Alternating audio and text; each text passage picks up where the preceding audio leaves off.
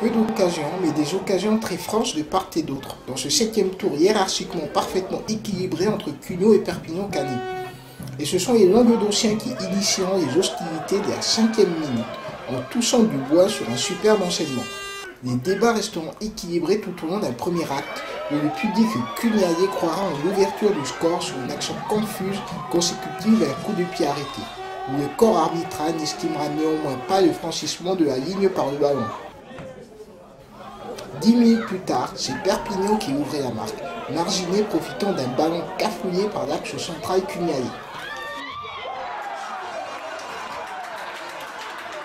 Les locaux, cependant, ne s'en laissaient pas abattre, et Fernandez sera tout près de trouver l'ouverture dans la défense adverse, mais perdait son duel face au gardien.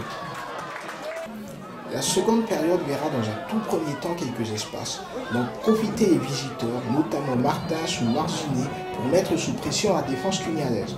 Mais cette physionomie d'abord très ouverte fera rapidement place à une physionomie plus singulière, où Perpignan reculait du bloc défensif, abandonna totalement la possession du ballon à son adversaire pour ne plus prendre aucun risque et procéder par contre.